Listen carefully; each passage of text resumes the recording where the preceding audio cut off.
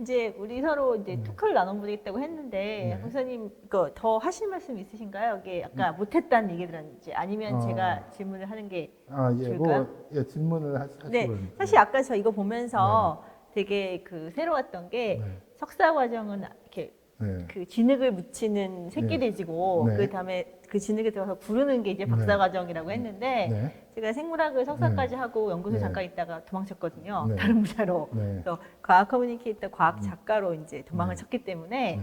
아까 그 얘기 들으면서 너무 웃겼었어요. 제 심정 같아서. 네. 사실 저도 도망쳤던 이유가 있었거든요. 그래서 근데 박사님은 거기 끝까지 남으셨잖아요. 네. 그때는 어떤 심정으로 남으셨는지가 사실 더 궁금했거든요. 어떤 심정으로요? 네. 그러니까 그 어떻게 보면 전 그 석사는 그 어제 아기 돼지가 아장아장 걷듯이 석사는 뭐 되게 이거 할만한데라고 생각을 했습니다. 그러니까 흔히 이거는 아마 저희 이 비유를 쓴 것도 저희 체험의 그런 거에 가까운데 그 석사와 그런 느낌으로 근데 석사를 했는데 아직도 좀 뭐 미흡한데 박사는 조금 뭐 연장이겠거니라고 생각을 했습니다. 그때부터 헬게이트가 열리는 건가요? 어떻게 보면 그 석사의 경우에는 여러 가지 그 진로의 그런 것들이 많이 있잖아요. 그렇죠. 하지만 박사라는 것은 어떻게 보면 전공도 좀 더 심화가 되고 어떻게 보면 그런 거기에 좀 어느 정도 좀 뼈를 묻는다는 그렇죠. 각오로 일단 거기 들어가면 나오기가 굉장히 어려워지잖아요. 네, 그런 의미로 해가지고 그걸 하게 됐습니다. 네. 근데 뭐 저희 경우에는 제가 이 책을 쓴 이유는 저는 생각이 없이 뭐 그런 걸 그냥 어떻게 이렇게 하다 보니까 이거 박사가 됐기 때문에 이렇게 살면 안 되겠구나. 사실 네. 그 의미로 이런 것을 좀 강조를 했습니다. 네. 그렇지만 그 연구자의 길 아까 아까 잠깐 말씀해 주셨지만 네. 과학을 하는 사람들은 네. 과학을 잘하는 사람보다 네. 과학을 하는 게 즐겁고 거기에 미칠 수 있는 사람이 네. 해야 된다고 말씀하셨잖아요. 네. 그래서 본인도 왜 아이디를 매드 사이언티스트 쓰시잖아요. 네. 그 근데 매드 사이언티스트 처음 쓰시게 됐던 그 계기가 있으신가요? 글쎄 그거는 지금 어떻게 보면 사실 지금 잘 기억이 안 나는데 아까 과학의 그런 것은 얘기를 드릴 수가 있습니다. 물론 과학을 재밌어야지 그걸 하는데 사실 재밌어지려면 어느 정도 좀 잘 해야지 재미가 있어지거든요. 항상 실패를 하면 절대 재밌을 수가 없습니다. 자기가 흥미가 있어도 항상 실패만 하면 흥미가 떨어지게 되죠. 그러니까 어떻게 보면 좀 재밌어지려면 요건이 뭐 그것이 잘한다는 것이 아주 최고로 잘해야 되는 것은 아니지만 적어도 어느 정도 이런 성취감을 느낄 수 있을 정도는 잘해야 된다. 근데 중요한 거는 네. 그 성취감을 느낄 수 있으려면 흔히 이제 학생들이 궁금해하는 네. 것들 중에 하나가 네. 여기 적성이란 게 도대체 뭔가? 네. 즉 과학자가 되기 위해 적합한 적성이나 네. 자질 같은 게 혹시 있을까를 많이 궁금해하더라고요. 네. 혹시 네. 그런 거에 대해서 얘기해 주실 수 네. 있으실까요? 그러니까 제가 거기서도 얘기를 했지만 어떻게 보면 과학 연구라는 건 사실 시행착오가 많이 겪지 않습니까? 그리고 실패도 많이 하고요. 그러므로 어떻게 보면 조금 작은 실수에 이제 멘탈이 흔들리지 않는 사람이 유리하다. 그리고 뭐 많은 그런 스트레스를 받는 일이 되게 많이 있죠. 네. 그게 영구적인 스트레스일 수도 있고 가령 연구실행을 인간관계가 많이 하는 거기 때문에 인간관계가 한 스트레스도 있을 수도 있고 많은 스트레스를 받게 되는데 사실 그런 스트레스에 너무 민감하시는 분들은 물론 뭐 그게 뭐 딱 100% 그런 건 아니지만 좀 많이 힘들어 하시는 걸 제가 봤습니다. 그러니까 조금 그런 멘탈이 뭐 강하다기보다는 조금 둔감한 사람? 그러니까 좀 둔한 사람을 얘기하시는 건가요? 예, 저는 여러 가지 부류가 있을 수가 있는데 그런 사람이 조금 더 어떻게 보면 좀 유리하지 않을까. 그러니까 하나하나의 일희일비하지 않고 네, 그렇죠. 실수라든지 거기서 오는 실패에 너무 의기소침해지지 네. 않고 네. 그냥 내가 하는 것을 꾸준히 하는 사람 네. 이렇게 된다 그러는데 네. 자꾸 왜 우리 흔히 네. 그런 대중문화에서 말하는 그 골방 속에 미친 과학자 있잖아요. 네. 특히 말하면 매드 사이언티스트 네. 세상 물정이 좀 어둡고 네. 자기 일만 수십 년 동안 하는 그런 사람들의 이미지가 자꾸 겹쳐 보이는데요. 사실 현대 이 과학 사회에서 과학자들은 꼭 그래서만 되는 건 아니잖아요. 네, 그 밖에 그렇죠. 또 다른 그 자질이 필요하다면 어떤 게 조금 더 선생님이 보셨을 때 네. 실제 과학자들이 연구는 정말 잘하는데 이것만 조금 더 좋았으면 좋겠다. 뭐 이런 것들도 혹시 얘기해 주시면 네. 좋을 것 같아요. 어떻게 보면 그 과학의 경우에도 결국은 이게 커뮤니케이션이 돼야지 뭐가 할 수가 있습니다. 근데 커뮤니케이션이라는 건 꼭 직접 만나서 얘기를 하는 것도 물론 포함이 됩니다만 그 글로써 커뮤니케이션을 해야 되죠. 우리가 논문을 해가지고 맨날 나는 논문이 떨어져라고 생각하는 사람들은 어떻게 보면 이 커뮤니케이션을 못하기 때문이라고 할 수가 있는데 가령 논문을 쓰는 것 자체가 어떠한 자신의 동료들한테 내가 이러이러한 발견을 했고 이런 것이 왜 중요를 하다라는 이런 것을 알려주는 것인데 그것을 못하는 경우가 많이 있거든요. 그것들이 실질적으로 그게 나타난다. 아, 지금 그 인터넷을 통해서 질문이 들어왔는데요. 프리츠 하버 얘기가 나왔네요. 네. 프리츠 하버가 그 질소를 네.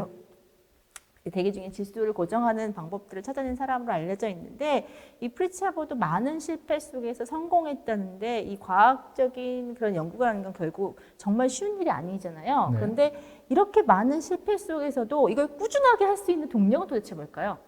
그 동력은 그걸 하면 다른 걸 하면 먹고 살 수 없다가 동력이겠죠. 아, 가장 제가 볼 때 가장 현실적인 것은 많은 사람들이 그런 핀치에 물렸을 때 가장 큰 힘이 납니다. 그러니까 내가 여기서 이 결과를 내면 졸업을 하지 못한다. 아니면 내가 논문을 이렇게 내지 못하면 가령 교수님은 재임용이 되지 못한다. 대학원생들 못 먹여 살린다 이런 거요? 아니면 실험실을 문을 닫아야 된다.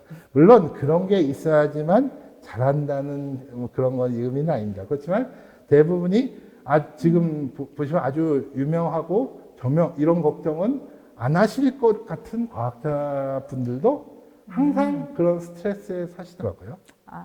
그러니까 뭔가 이렇게 절박한 게 있어야 잘한다고 그렇죠. 하는데 네. 이래서는 학생들이 과학자 안 되고 싶을 것 같은데 어떡하죠? 그런데 우리가 아셔야 될 것은 사는 거는 다 절박해요. 뭐 어떻게 보면 날로 먹는 직업은 없습니다. 가령 우리가 흔히 좋다고 생각하는 직업은 그렇게 다 쉬워 보일 것 같지만 어떻게 보면 과학자만큼 다 나름대로의 그런 게 있거든요. 어떻게 보면 과학자는 직업의 하나이고 과학자는 과학자로서의 하나의 극단적인 그런 게 있지만 다른 직업은 또 다른 직업대로 어렵잖아요. 그러니까 과학자로서 가장 좋은 것 중에 하나가 덕업일치가 가능하다는 거잖아요. 좋아하는 걸로 돈도 벌 수 있다는 거. 네, 뭐 그런 부분은 있죠. 네, 그래서 박사님 같은 경우에는 좋아하는 걸로 연구도 하시고 그걸 또 책으로도 쓰셔서 네. 이것도 또 팔고 계신데 네. 이런 커뮤니케이션에서 네. 그러니까 특히나 이제 요즘에는 과학 커뮤니케이션에 대한 얘기들이 좀 더 네. 많이 나오고 있잖아요. 네. 이 과학 커뮤니케이션을 하실 때, 네. 처음에 시작하실 때 네. 어떤 심정으로 하시게 되셨는지가 굉장히 네. 궁금해요. 사실 뭐 저는 그걸 하게 된 동기가 딱히 많은 사람들한테 이런 것을 알려야겠다 이런 것에 대한 그런 건 없었거든요. 그냥 그거 역시 좀 취미로 어떻게 보면 좀 정리를 해보자. 아니면 같이 무슨 좀 후배한테 좀 도움이 되는 그런 자료 정리가 되면 좋겠다. 그런 아니면 기억력이 좋지 않기 때문에 내가 인터넷에 적어놓고 나중에 구글 검색을 하면 나오겠거니 그런 식으로 그걸 했거든요. 어디서 많이 본 글인데 내가 쓴 글이다. 예, 그런 경우 많이 있습니다. 그래서 요즘은 거의 웬만한 것은 뭐에 대해서 글을 쓰다가 이거 어디서 많이 듣던 얘기인데 하고 그 구글에서 그걸 검색해보면 제 글이 이전에 쓴 제 글이 나와요. 그러니까 결국에 아까 네. 과학도 좋아하는 사람이 한다고 하셨었는데 네. 과학 커뮤니케이션이 되고 과학 커뮤니케이터가 되시고 네. 과학 작가가 되셨던 네. 것도 네. 그 좋아하는 것들을 조금 더 잘하기 위해서 기록하고 네. 설명하시는 네, 그렇죠. 과정에서 이제 네. 계속 확장이 된 거잖아요. 네, 뭐 그렇죠. 그래가지고 뭐 사실 책을 쓸 것이라고 생각해가지고 그렇게 쓴 거는 전혀 아닙니다. 네, 사실 대부분 비슷한 것 같아요. 저도 그랬거든요. 네, 네. 저도 책을 쓰려고 했던 건 아니었는데 네. 예, 과학 커뮤니케이터, 과학 작가로 살고 있네요. 음. 자, 또 이제 유튜브에서 질문이 올라왔는데요. 크리스타 유라는 분이 네. 박사님께서는 과학자가 되기 위해서 좋은 지도 교수님을 만나는 것이 굉장히 중요하다고 하셨는데 사실 외부에서는요. 네. 그분이 좋은 교수님이신지 그리고 네. 좋은 교수님이라는 게 나한테 좋은 멘토가 될 건지는 알 수가 없잖아요. 네, 그걸 그렇죠. 어떻게 판단할 수 있다는 네, 건가요? 두 가지의 그런 기준이 있는데요. 가령 일단 객관적인 기준으로 봤을 때, 그냥 어떤 연구실에서 이제 졸업을 하신 분들이 있잖아요. 네. 그 졸업하신 분들이 어떤 진로를 걷고 계시는지를 보는 것이 좋다. 만약 대부분이 그런 분들이 자기가 지금 지원을 하시는 분이 자기가 미래에 꿈꾸던 그런 진로를 많이 걷고 계시다. 라면 어떻게 보면 그런 확률이 높은 거겠죠. 그렇지만 가령 대부분이 그런 졸업생들이 어디서 뭐 하는지 알 수가 없다. 라든가 다 연락이 되지 않는다.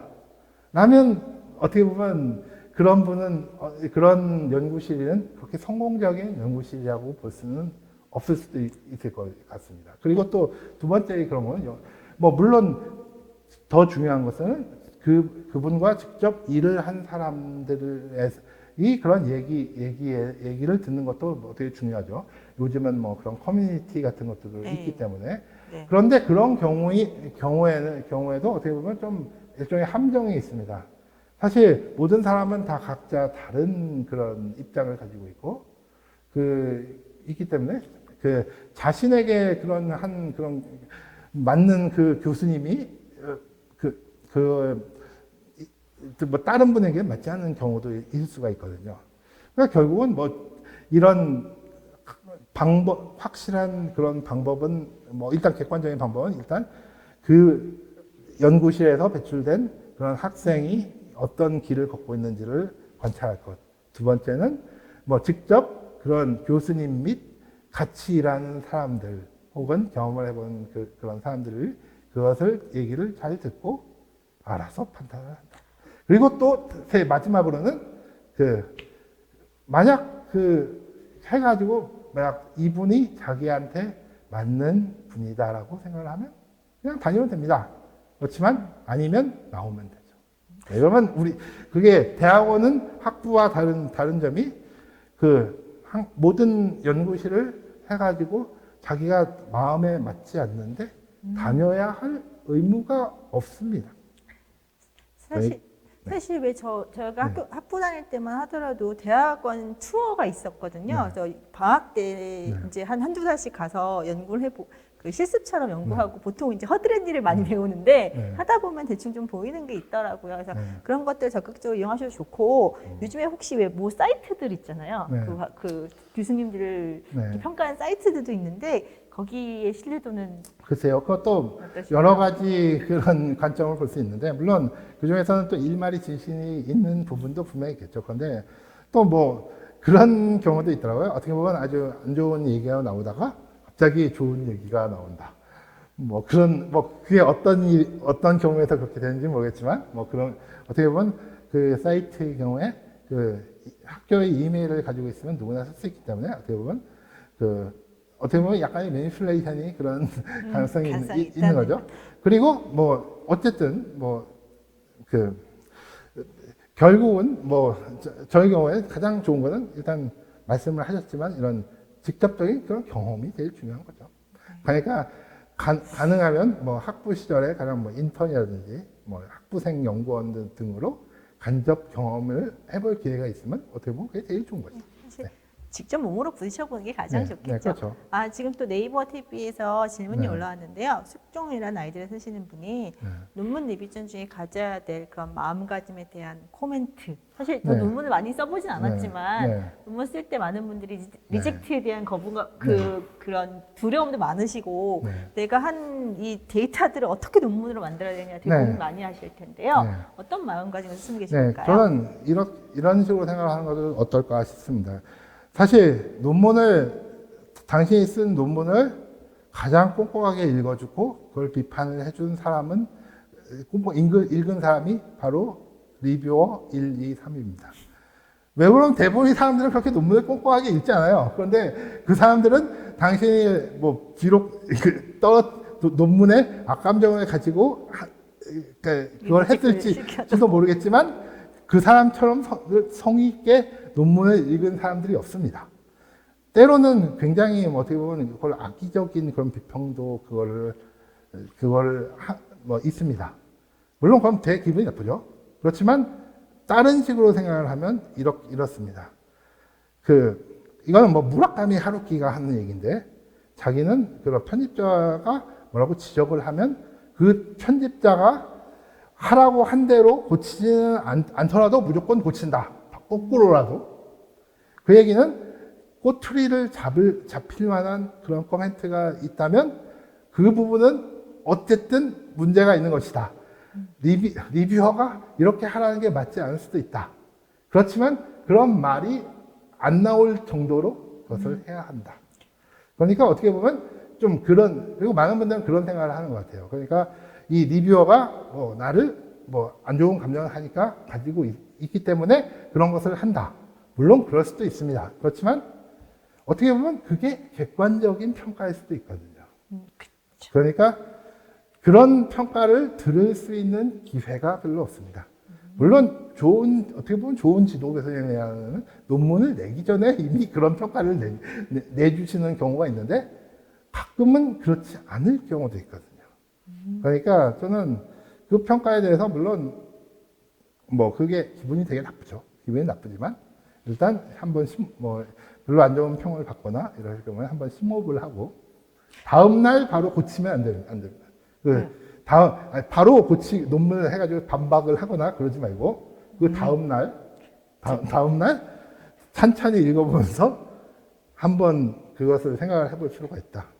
네? 어쨌든 그런 것을 느낌적으로도 그런 것을 많이 거치면 거칠수록 좋은 논문이 되더라고요. 네. 사실 제가 요즘에 이제 과학 글쓰기 강좌 같은 걸 하면서 이렇게 합평을 하거든요. 근데 그 인문학 쪽 학생들이 이 합평하는 거에 대해서 굉장히 익숙하고 그래서 비난에 대해서 반박하는 논리들을 많이 가지고 있는데 오히려 과학자들이 거기에 대해서는 사실을 다룬다는 것 때문에 조금 덜 신경을 쓰는 것 같아요. 근데 자신의 논리를 아까도 보셨지만 말씀하셨지만 남들한테 설득하는 게 굉장히 중요하기 때문에 그래야 내가 옳다는 것이 알려지니까 이런 것들에 대해서도 조금 신경 쓰셨으면 좋겠고요. 지금 유튜브에서 질문이 올라왔는데 한컬이라는 아이디를 쓰시는 분이 사실 훌륭한 과학자라고 하셨는데 저는 훌륭하다기보다는 저거는 다시 가치 판단이 들어가잖아요.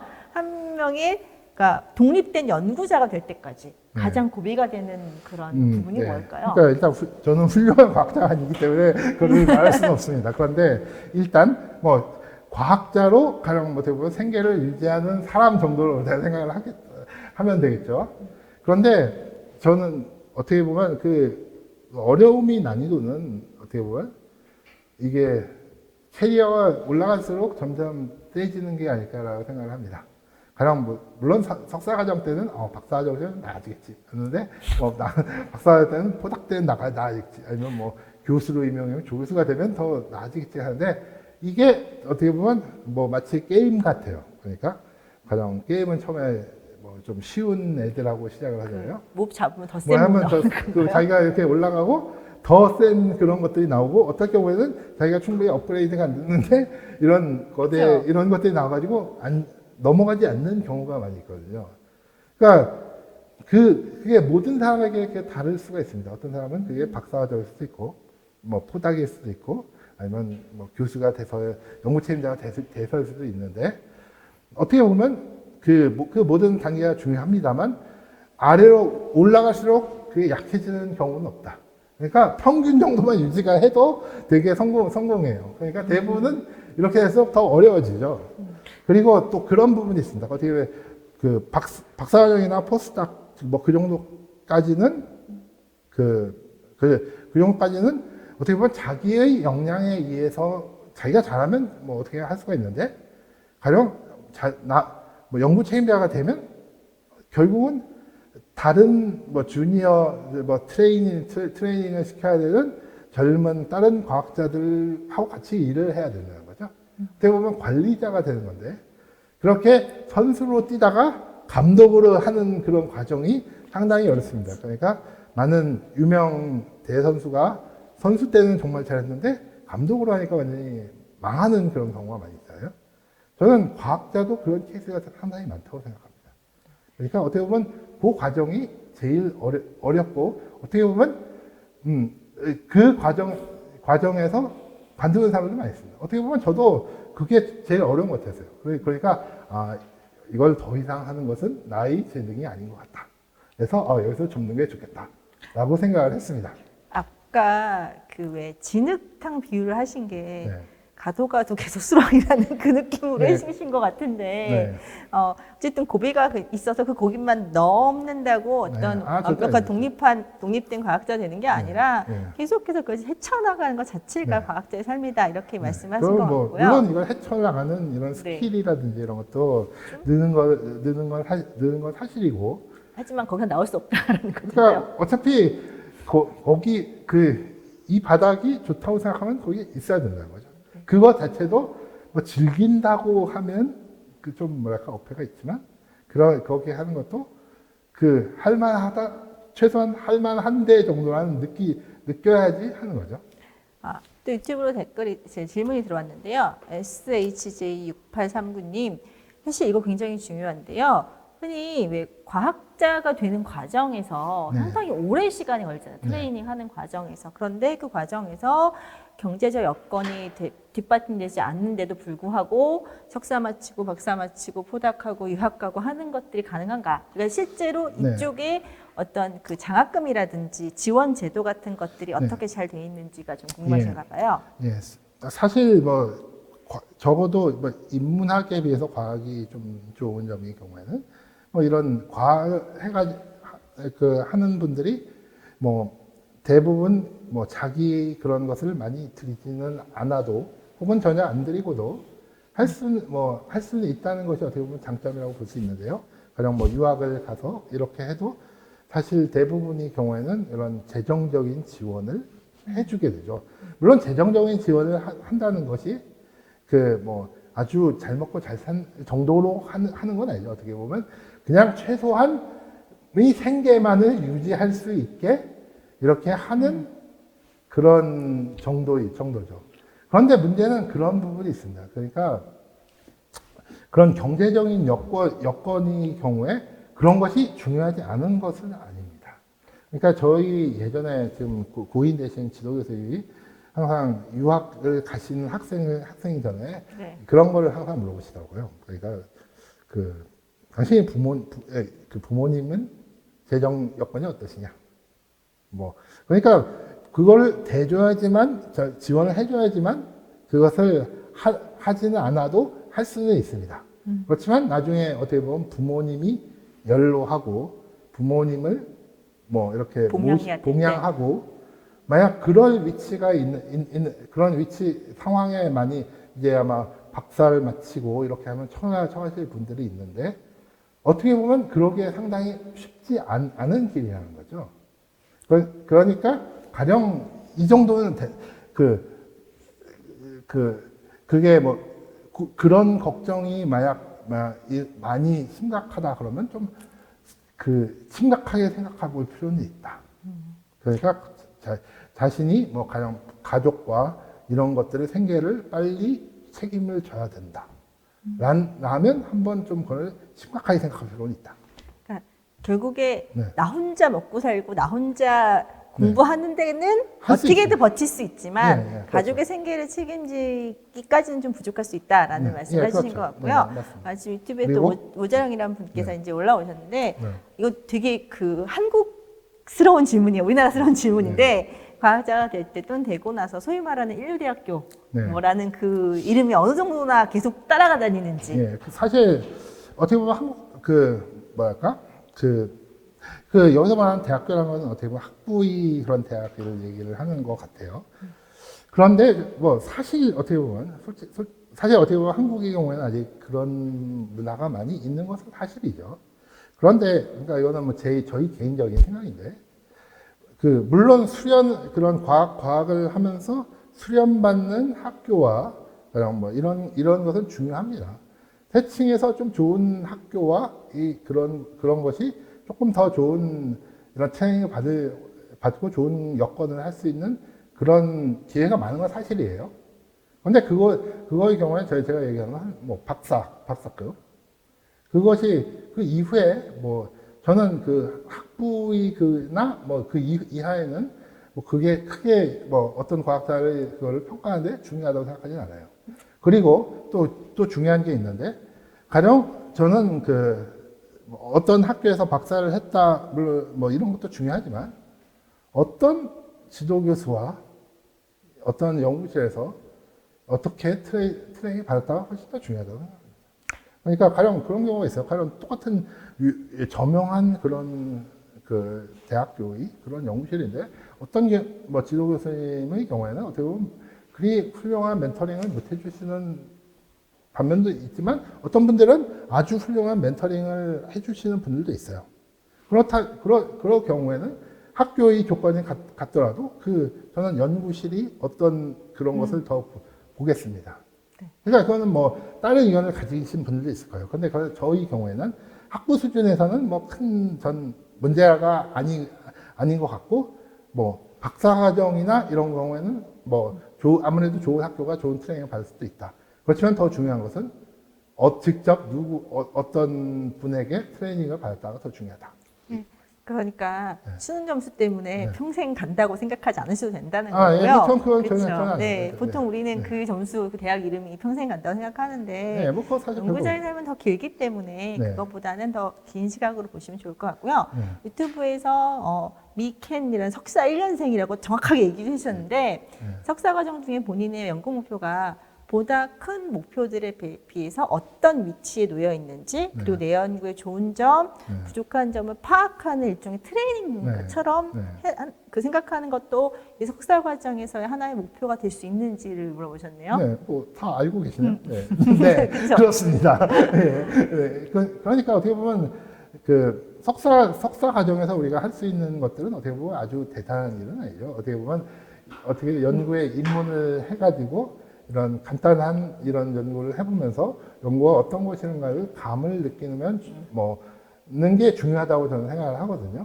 오히려 석사 과정 때 너무 대단한 석박사 통합과정 1학기에 대단한 이런 걸 했다가 다시 능력에 못 미쳐가지고 이렇게 좌절을 하고 하는 것보다는 일단 간단한 것이라도 성취를 하는 그런 것이 중요하다고 생각합니다.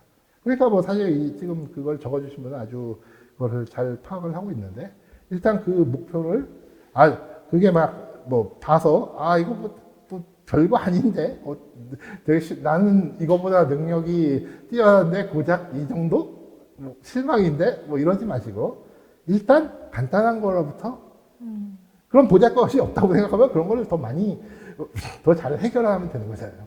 그러니까 일단 그런 것을 해결해 가면서 그 자신감을 가지고 본인이 레벨을 업하는 것이 중요하다. 그러니까 저는 그게 되게 중요하다고 생각합니다. 그러니까 가령 아주 간단한 논문이나 이런 거라도 하나 해보는 것. 그런 것이 점점 축적이 되는 것이 아주 큰 목표를 하다가 헤매는 것보다는 낫다. 그래서 이런 처음에 그런 것들을 차곡차곡 쌓아날 성공이 그런 경험을 해야지 그것이 점점 커질 수 있다고 저는 생각합니다. 그러니까 학사과정은 자신의 목표를 세우고 거기에 다가가기 위해서 다져가는 그런 네, 과정이라고 네. 생각하시면 될 것 같고요. 네.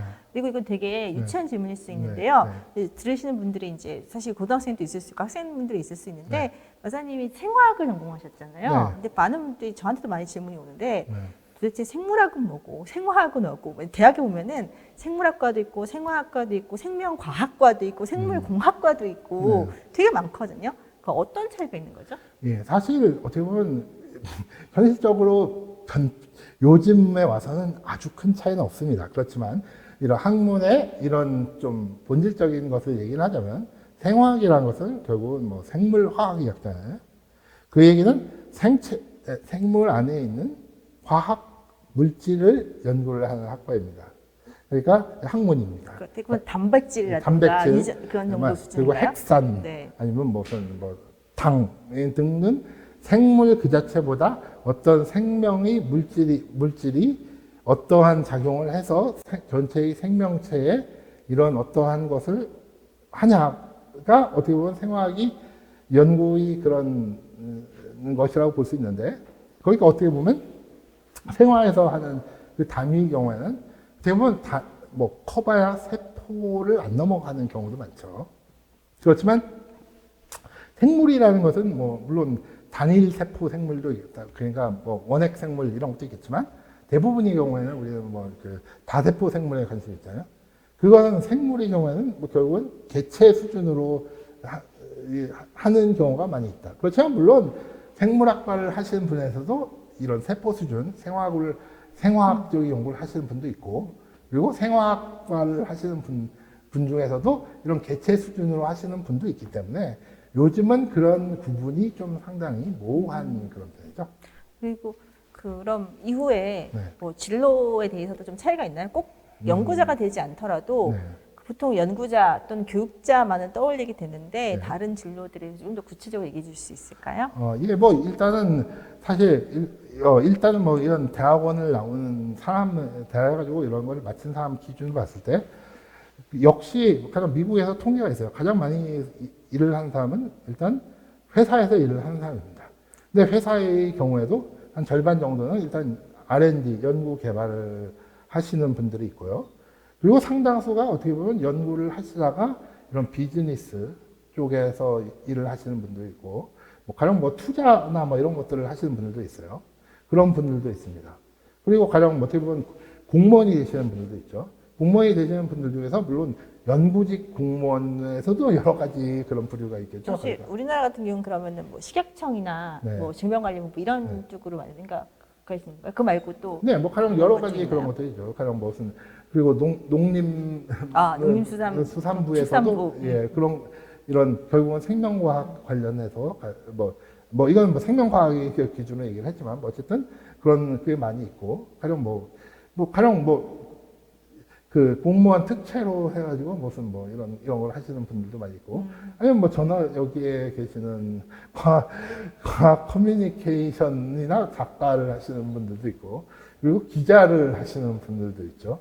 그리고 아니면 뭐 여러 가지의 그런 어떻게 보면 연구를 한다고 해도 뭐 실제로 약 한 20년, 10년 뒤에 보시면 연구실을 그렇게 하시는 연구실에서 학계에만 있는 분은 어떻게 보면 상당히 적다고 볼 수 있겠죠.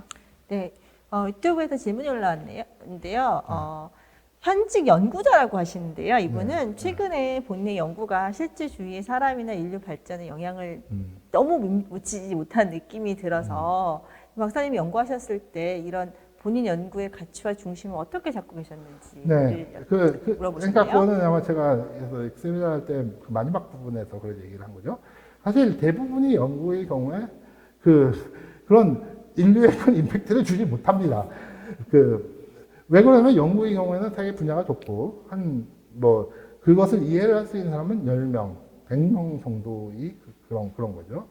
그거는 제가 무슨 덕질의 이런 걸 비유를 한 것은 이런 덕질 중에서도 아주 마이너한 그런 것들이 있죠. 아주 인기가 없는 무슨 아이돌을 자기가 이렇게 팬이라거나 그러면 왜 너는 그 사람들 그런 것을 인기가 없는 그런 사람들을 하고 있냐? 뭐 이런 생각을 할 수도 있겠죠. 그런데 저는 그 과학의 뭐 재미가 그러면 그런 것에 어떻게 보면 어느 정도는 초연을 하는 것이 중요하다고 생각을 합니다. 그러니까 아무리 세상에 그런 주 임팩트를 내고 싶어도 어떻게 보면 거의 대부분의 사람들은 낼 수가 없어요.